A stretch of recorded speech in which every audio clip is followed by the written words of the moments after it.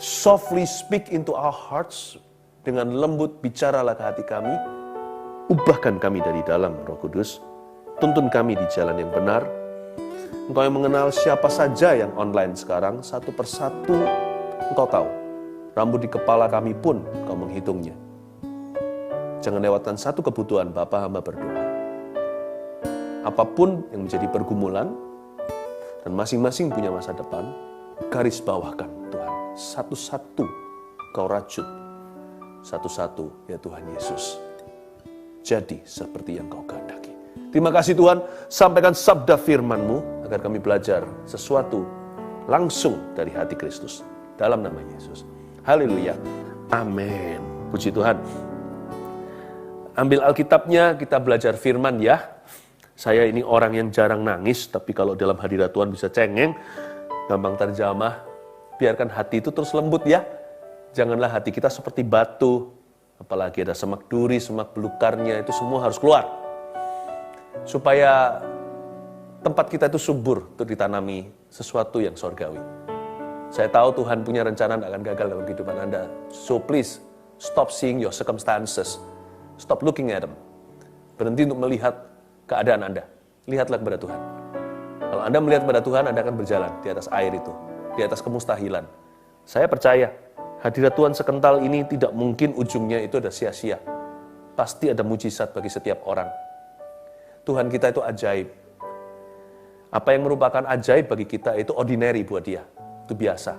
Jadi kalau kita pergi ke kantor, kerjaan sehari-hari, no big deal. Nggak ada yang istimewa. Kalau Tuhan pergi ke kantornya, Allah kita bekerja di tempat yang tidak terlihat, maka akan terlihat di dalam kehidupan kita. Mulai terjadi satu persatu mujizat. So take heart. Jadi kuat. Jangan ada satupun di sini yang lemah lesu.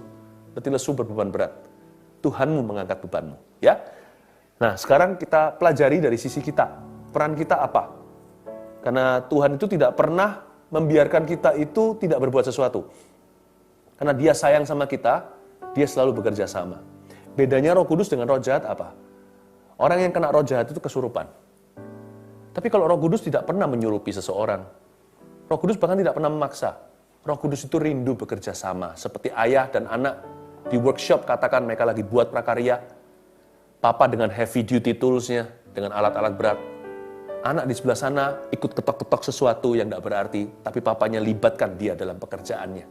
Supaya nanti kalau jadi, entah bikin perabotan mungkin, atau bikin sesuatu yang bisa dinikmati oleh seluruh keluarga, sang ayah bisa berkata, kami berdua yang membuatnya. Mujizat itu tidak pernah hanya Tuhan. Kita dikasih peran. Supaya nanti ketika terjadi, bukan kita curi glory. Supaya nanti ketika sudah lewat dan kejadian, Bapa di sorga bisa dengan bangga berkata, Yesus Kristus ngomong begini, kami yang membuatnya. Dan dia akan tepuk pundak Anda dan berkata, inilah anakku yang taat. Padahal mujizat itu gak ada hubungan sama kita. Itu Tuhan semua yang buat. Lalu peran kita yang kecil itu apa? Nah itu jangan sampai dilewatkan. Karena itu saya ingin sekali memberikan judul hari ini, bertumbuh secara sengaja. Di masa-masa seperti ini, janganlah kita stagnan. Satu hal yang tidak boleh di lockdown adalah iman. Ya, bertumbuh harus secara sengaja. Justru di masa-masa seperti ini, kita bukan hanya berbuah pada musimnya, tapi harus sengaja bertumbuh. Iman kita harus naik terus. Jangan ada yang terpuruk. Jangan biarkan keadaan mendikte Anda. Jangan biarkan setan membuatmu jatuh. Bertumbuh itu harus secara sengaja. Kita harus membandel untuk bertumbuh ke arah Tuhan. Ya, kita lihat di ayat Matius pasal 13 ayat 18. Matius 13, perumpamaan tentang seorang penabur, ada 4 macam tanah. 4 jenis tempat untuk ditaburi.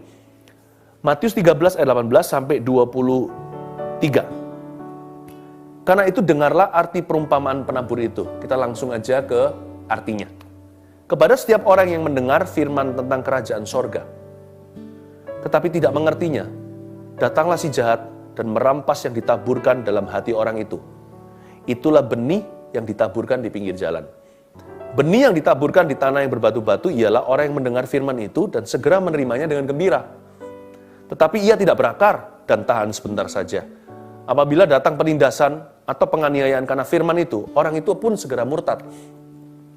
Yang ditaburkan di tengah semak duri ialah orang yang mendengar firman itu, lalu kekhawatiran dunia ini dan tipu daya kekayaan menghimpit firman itu sehingga tidak berbuah. Yang ditaburkan di tanah yang baik ialah orang yang mendengar firman itu dan mengerti. Dan karena itu ia berbuah. Ada yang 100 kali lipat, ada yang 60 kali lipat, ada yang 30 kali lipat. Kembali ke ayat 18. Karena itu dengarlah arti perumpamaan penabur ini kepada setiap orang yang mendengar firman. Anda dengar firman nggak? Ya, kalau gadget Anda tidak mute atau dalam mode diam, berarti kan Anda bisa dengar suara saya. Di balik suara saya ini, saya yakin ada suara Roh Kudus kalau Kristus yang saya beritakan. Kalau firman yang saya taburkan, saya hanyalah channel atau saluran.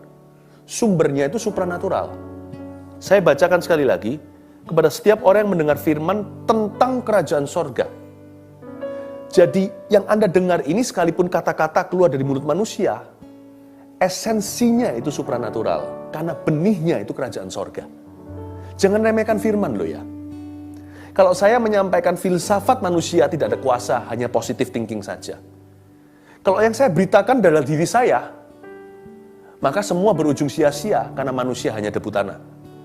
Tapi kalau yang saya bagikan ini, bumi langit boleh berlalu, tapi firman Tuhan seiota pun tidak akan tanpa digenapi. Hati-hati.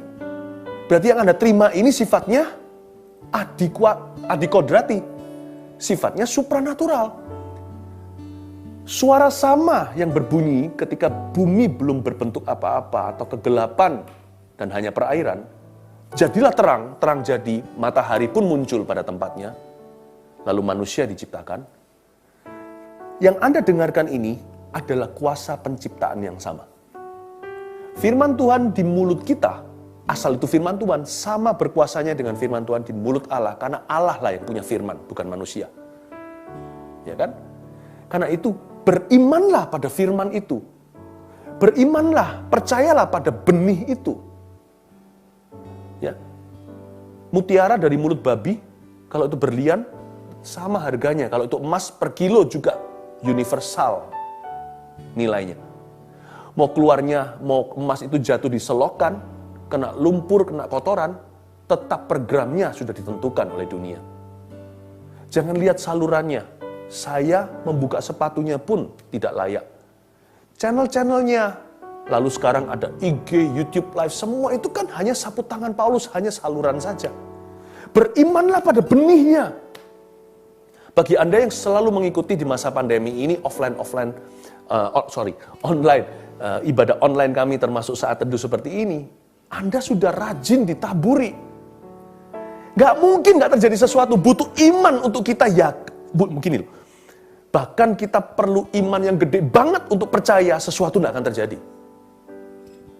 Firman ini yang sudah Anda dengar minggu per minggu, setiap hari Rabu, hari Sabtu, dan juga hari Minggu, Anda ditaburi melulu. Diemin aja pasti tumbuh. Firman Tuhan itu lebih subur dari kangkung. Karena sifatnya supranatural, yang punya benih itu kuasa. Have faith in the seed. Don't have faith in yourself. Don't have faith in me. Jangan beriman pada saya. Jangan beriman pada kami. Membuka tali kasutnya aja kami nggak layak. Kami nggak bisa. Jangan beriman pada diri sendiri. Jangan beriman pada situasi. Berimanlah pada benih itu. Have faith in the seed. The seed is the word of God. Benih itu firman Allah. Dan firman itu berkuasa, maha kuasa. Supranatural sifatnya. Makanya dikatakan yang mendengar firman tentang kerajaan. Bukan bumi, sorga. Itulah sumbernya. Have faith in the seed. Gak mungkin gak terjadi sesuatu. Jadi jangan mau ditipu sama setan. Hidupmu gak akan kemana-mana. Muter-muter melulu. Hanya karena kita belum melihatnya, beriman dulu. Kalau kita belum bisa beriman dengan sesuatu apa, berimanlah pada firman terlebih dahulu. Percaya bahwa apa yang Anda terima itu sifatnya supranatural. Ya. Nah, lalu dikatakan di ayat ini kepada setiap orang yang mendengar firman tentang kerajaan sorga ayat 19 tapi tidak mengertinya, datanglah si jahat dan merampas yang ditaburkan dalam hati orang itu. Oke? Siap-siap. Tanah tipe yang pertama. Itulah benih yang ditaburkan di pinggir jalan, bertumbuh harus secara sengaja. Apa peran kita? Tulis nomor 1, perhatikan cara menerima. Itu dia. Perhatikan dulu cara kita menerima firman Tuhan. Jangan acuh dan acuh. Jangan WO sebelum kita menerimanya. Banyak orang itu nggak muncul ketika harusnya menerima roti dari sorga. Entah karena waktu kita mendengarkan firman, atau pas baca Alkitab, mendengarkan firman kita tertidur. Ada orang yang kan suka tidur di gereja. Ya kan Tuhan nggak maksa. Roh Kudus tidak membuat kesurupan. Dia nggak akan tembus telinga Anda, dia mengetuk hati. Kalau Anda tertidur ya firman nggak masuk lah. Karena kita juga butuh akal budi untuk mencerna. Ada orang yang WO, jadi belum turnamennya belum ada, sudah nggak hadir alias absen. Alkitab nih nggak pernah dibuka, ditutup melulu. Gimana Anda bisa ditaburi? Kalau dibuka plastiknya aja belum sempat. Gimana kita bisa makan? Ya kan? Kalau yang namanya kita makan sesuatu di dalam paketnya, kalau paketnya nggak pernah dibuka. Gampang lah. Kalau kita memang mau betul-betul bertumbuh secara sengaja, ditaburi firman dan mengalami mujizat Allah, turn to your Bible, open to its pages. Buka dulu. Perhatikan cara Anda menerima. Beberapa orang sama sekali nggak menerimanya dari awal. Karena tidak membuka diri. Ada juga yang acuh tak acuh. Ada yang meremehkan. Emangnya firman bisa solve my problem gitu? Bisa selesaikan permasalahan saya? Loh, sama dengan orang begini loh. Orang pusing lalu kita ambil obat. Atau penurun panas kalau kita itu demam tinggi. Emangnya ini bisa langsung saya masuk ini langsung turun panasnya? Anda harus yakin bahwa obat itu dibuat oleh farmasi, dibuat oleh industri, untuk supaya kena kesasaran. Itu ada khasiatnya. Sedangkan obat ada efek sampingnya, firman tidak ada. Obat itu natural, bahkan kimia. Firman ini supranatural. Harusnya Anda yakin kalau Anda mendengarnya, nggak perlu iman besar masuk ke hati Anda, akan tumbuh iman. Asal Anda menerimanya, pasti terjadi sesuatu. Jangan remehkan dulu, jangan acuh tak acuh. Ada beberapa orang gengsi. Dia bukannya remehkan, tapi dia gengsi untuk mengakui bahwa firman itulah yang dia butuhkan. Enggak lah. Mau juga enggak mau juga enggak berani. Jangan. Kalau kita itu menerima firman Tuhan, harus dengan sikap hati yang haus dan lapar, dan mau percaya. Saya nggak bilang sikap hati yang percaya, banyak orang tidak memulainya dengan percaya dulu. Tapi mau percaya, mau belajar, mudah diajar. Yang pertama itu, benih yang ditabur di pinggir jalan, belum masuk ke tanah, sudah dimakan sama burung-burung liar. Perhatikan firman itu jatuh ke tanah seperti apa di hidupmu. Jangan ditabur sembarangan. Dan juga jangan sembarangan terima taburan. Saya ulang, bagi yang menabur, jangan menabur sembarangan. Tetapi bagi yang ditaburi, jangan mau sembarangan menerima asal-asalan. Ya, gampang lah. Serius dong. Perhatikan caramu menerima. Itu akan mempengaruhi kita. Orang yang betul-betul memperhatikan di kelas, mungkin nggak perlu les-lesan. Mungkin. Kalau dia benar-benar dengarkan, dia akan dapat semua. How you listen will determine what you learn. How much you learn. Bagaimana kita mendengarkan akan mempengaruhi bagaimana kita belajar atau apa saja yang telah kita terima. Akan sangat menentukan apa yang kita bisa mengerti. Akan sangat menentukan our understanding. Jadi yang nomor 1, benih yang ditabur di pinggir jalan mengajarkan pada kita untuk memperhatikan cara kita menerima firman. Jangan di pinggir jalan. Jangan asal-asalan. Yang kedua, benih yang ditaburkan di tanah yang berbatu-batu. Ialah orang yang mendengar firman itu dan segera menerimanya dengan gembira. Baru terima langsung happy ya. Tapi kita lihat ayat 1. Tapi ia nggak berakar sih. Tahan sebentar, nggak punya stamina. Lalu datang penindasan, penganiayaan, sedikit kesusahan. Karena firman itu, orang itu langsung segera murtad alias menyerah. Ya, bertumbuh secara sengaja, mengalami mujizat, memfasilitasi diri kita untuk menerima janji Allah. Itu pertama-tama perhatikan cara kita menerima. Yang kedua, beri komitmen. kepada apa yang Anda dengarkan itu beri komitmen. Jangan takut berkeringat. Dalam perjuanganmu melawan dosa, kamu belum berdarah-darah, kata firman Tuhan di Ibrani. Berdarah-darah pun kita belanin. Karena kita tahu firman is worth it. Firman itu nilainya kekal. Kepada apa yang Anda dengar, beri komitmen. Jangan takut untuk berusaha. Kita nggak bisa menumbuhkan benih itu tumbuh sendiri. Tapi usaha kita hanyalah menjaga hati kita subur untuk ditaburi. Beri komitmen, supaya firman itu bisa bertumbuh leluasa dalam kehidupanmu, hingga penggenapan yang tak terhingga. Not only how you listen, tapi how willing are you to put effort. Bagaimana kita, serela apa kita ini mau berusaha. Kita nggak bisa berusaha untuk menumbuhkan firman sekali lagi ya.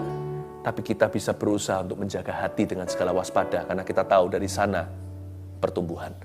Oke? Beri komitmen. Lalu kita lihat ayat yang ke-22. Yang ditaburkan di tengah semak duri ialah orang yang mendengar firman itu, lalu kekhawatiran dunia ini dan tipu daya kekayaan menghimpit firman itu sehingga nggak berbuah. Yang ketiga, singkirkan gangguan. Tulis itu. Ya. Singkirkan gangguan.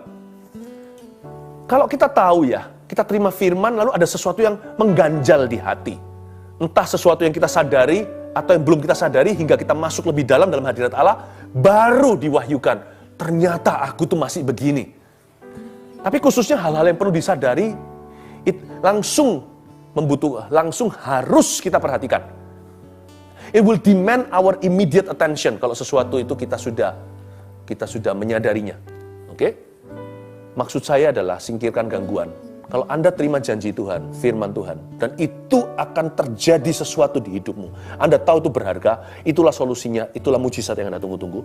Lalu Anda tahu ada sesuatu yang mengganjal, yang memisahkan Anda dari kasih karunia Tuhan, entah itu akar kepahitan atau apa, cepat ampuni. Jangan tunda ketaatan. Orang yang mau mengalami kuasa Tuhan, dia akan pintar secara rohani. Dia akan segera singkirkan semua distraction atau gangguan. Bukannya firman itu perlu kita tumbuhkan, bukan. Tapi kita akan ambil segala sesuatu yang menantang firman itu untuk bertumbuh dalam kehidupan kita atau menunda. Menunda ketaatan, itu menunda penggenapan. A delayed obedience is delayed glory. Ketaatan yang ditunda adalah kemuliaan yang tertunda. Cepat singkirkan, percuma buang-buang waktu, bukan cepat lambat kita harus taat. Ya, dan jangan main-main dengan dosa. Tapi itu cuma dosa kecil. Apa artinya? Sekarang kecil, semak belukar semuanya begitu. Pada waktu kanak-kanak, ya, lalang dan gandum, tahu kan ayatnya? Nanti ya di perikop berikutnya ada dibahas itu, tapi saya nggak bahas sekarang. Lalang dan gandum itu diberitahu oleh Tuhan kepada malaikatnya, jangan dicabut sekarang. Karena pada masa kanak-kanak, lalang mirip gandum. Jadi awal mulanya dosa kecil itu rasanya bisa blending dengan lifestyle, holy lifestyle kita, atau dengan yang namanya gaya hidup suci. Nggak apa-apa. Tidak mengganggu. Sekarang, di masa kanak-kanak, besarnya jadi teroris. Singkirkan sekarang. Mau bunuh ular, jangan tunggu kobra. Waktu dia menetas telur itu, segera diinjak. Ini dia, yang ditaburkan di tengah semak duri. Jangan main-main dengan ini. Ini bisa mencekik firman. Padahal firman itu maha kuasa. Tapi di dalam hatimu yang manusia, bisa dicekik firman itu. Bukan firmannya yang mati, you and me yang mati. Dan tidak melihat firman itu terjadi. Jadi yang mati bukan firmannya. Firman tidak bisa mati. Firman itu kekal. Benihnya itu powerful. Tapi kontainernya, kirbat anggurnya yang membocorkan expensive wine. Membocorkan anggur mahal itu. Semak itu akan membunuh hatimu. Jangan main-main dengan dosa. Singkirkan gangguan. Inilah yang dimaksud bertumbuh secara sengaja. Yang terakhir, ayat 23. Yang ditaburkan di tanah yang baik ialah orang yang mendengar firman itu dan mengerti, dan karena itu ia berbuah. Ini yang kita mau kan? Ada yang 100 kali lipat. Ada yang 60 kali lipat. Ada yang 30 kali lipat. Yang terakhir ini yang paling gampang sih. Karena memang di luar jangkauan kita. Serahkan hasil akhirnya kepada Tuhan. Easy kan? Jangan ragu, jangan bimbang. Dan juga jangan berpikiran kecil ya. Kalau kita sudah lakukan 3 di atas, memperhatikan cara kita menerima, kita memberi komitmen kepada apa yang kita dengar, dan kita singkirkan gangguan, supaya firman tidak ada tantangan. Yang 4, serahkan hasil akhirnya kepada Tuhan. Jangan berpikiran kecil kalau sudah di titik ini. Berpikirlah yang besar. Coba saya ajak Anda ke matematika Tuhan. Hitung-hitungan sama saya ya, siap-siap kan, udah makan.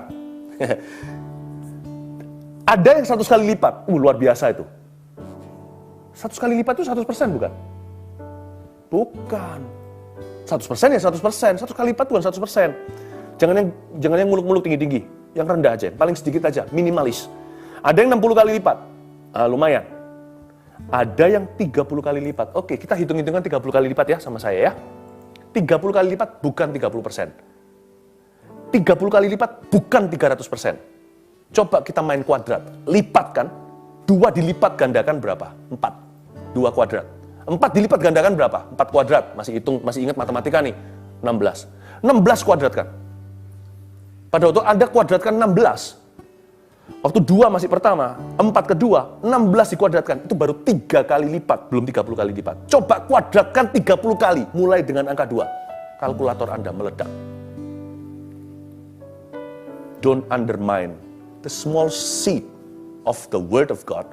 Benih, rasanya apa artinya dalam situasi Anda, sebuah firman janji Anda dengar online lagi.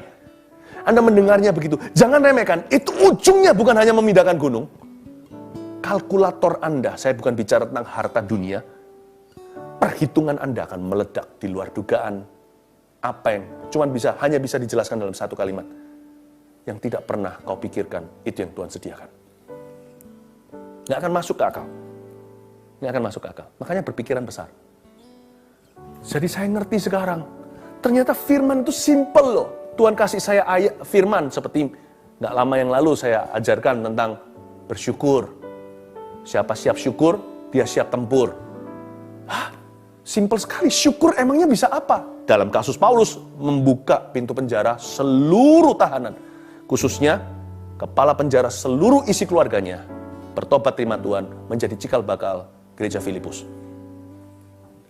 Bersyukur saja bisa begini? Yes, betul. Anda jangan remehkan. Kalau satu titik itu bom atom atau nuklir sorgawi, itu bisa memporak-porandakan neraka dan menunggang balikkan semua perakiraan manusia dan bisa mengubah dunia. Just one word from God. Just one word. Tidak perlu satu khotbah, satu pesan. Tidak perlu satu kalimat. Satu kata, bahkan satu huruf aja dari Tuhan bisa mengubah seluruh kehidupanmu. Itulah kuasa Dia yang memberi 30 kali ganda. Jangan minta 100 kali ganda dulu. You're not ready. I'm not ready. Minimalis Tuhan itu maksimal tak terhingga buat kita. Bagaimana dengan maksimalnya? Satu-satunya cara untuk bisa menikmati Tuhan yang maksimal itu hanya berkata, how great thou art. Engkau maha besar ya Tuhan. Tak terselami hikmat-Mu. Dimulai dengan jangan remehkan firman yang Anda terima. Hanya satu ayat, Pastor Philip, atau hanya satu kata saja. Jangan remehkan, karena sumbernya itu sorga. Bertumbuh secara sengaja di masa pandemi ini. Janganlah imanmu jadi kecil maupun stagnan. Jangan putus asa. Saya kasih review terakhir, lalu kita selesai. Bertumbuh secara sengaja, poin pertama, perhatikan cara menerima. 2, beri komitmen. 3, singkirkan gangguan. Terakhir, serahkan hasil akhirnya kepada Tuhan. Dan pada waktu kita masuk dalam hubungan yang sangat intim dengan Roh Kudus, waktu itulah firman itu bertumbuh pesat-pesatnya. Letakkan tangan di dada. Mari kita sekali lagi hampiri tahtanya dalam keintiman dengan Tuhan. Sing. Hanya dekat Allahku, rasa tenang hatiku. Kau sertai jalan sepanjang hidupku.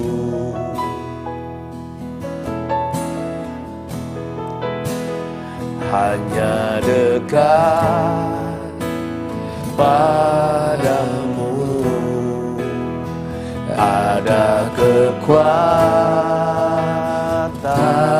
baru. Kaulah perlindunganku, keselamatanku.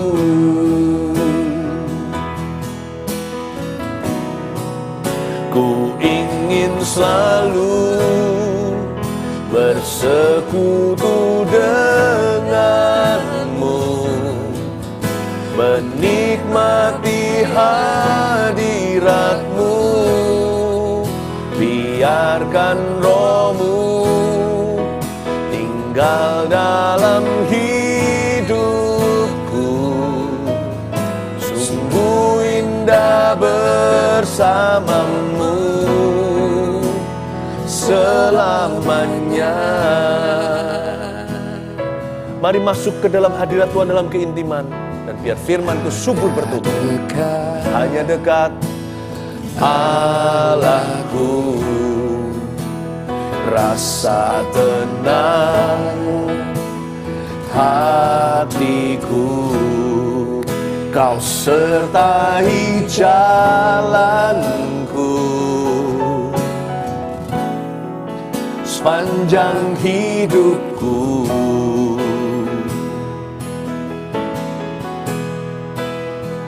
Hanya dekat padamu ada kekuatan baru. Kaulah perlindunganku, keselamatanku. Mari kita bersekutu dengan Dia. Ku ingin selalu bersekutu denganmu, menikmati hadiratmu. Biarkan rohmu tinggal dalam hidupku. Sungguh indah bersamamu. Ku ingin selalu bersekutu denganmu, menikmati hadiratmu.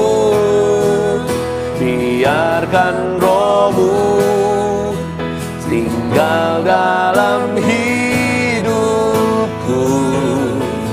Sungguh indah bersamamu. Ku ingin selalu bersekutu denganmu, menikmati hadiratmu. Biarkan rohmu tinggal dalam hidupku. Sungguh indah bersamamu. Sungguh indah bersamamu. Sungguh indah bersamamu selamanya. Biarlah rohmu tinggal dalam hidupku. Sungguh indah bersamamu. Biarlah Roh Kudus-Mu tinggal dalam hatiku. Sungguh indah bersamamu. Biarlah Roh-Mu tinggal dalam hidupku. Sungguh indah bersamamu. Sungguh indah bersamamu. Sungguh indah bersamamu selamanya. Tuhan Yesus, terima kasih, tumbuhkan firman-Mu saat ini Tuhan. Aku percaya, bahkan tidak perlu kuimani sesuatu pasti akan terjadi jikalau firman-Mu yang diberitakan. Dan jikalau firman Tuhan yang ditaburkan. Jadikan setiap hati adalah ladang yang baru. Setiap hidup adalah bangunan-Mu. Ya Tuhan, ku percaya sesuatu sedang terjadi dalam kehidupan setiap kami. Ku undang rancangan-Mu, datanglah kerajaan-Mu, jadilah kehendak-Mu dalam kehidupan kami. Dan yang sakit Tuhan Yesus, hamba berdoa di dalam nama Yesus. Sembuhkan. I speak healing in Jesus' name. Dan yang berbeban berat ya Tuhan, Engkau angkat kuknya. Kau berikan kuk yang Kau pasang yang ringan itu. Dan semua orang-orang yang sedang dalam jalan buntu, berikan terobosan baru. I pray in Jesus' name. Dalam nama Yesus. Haleluya. Amen. Jesus loves you. God bless you.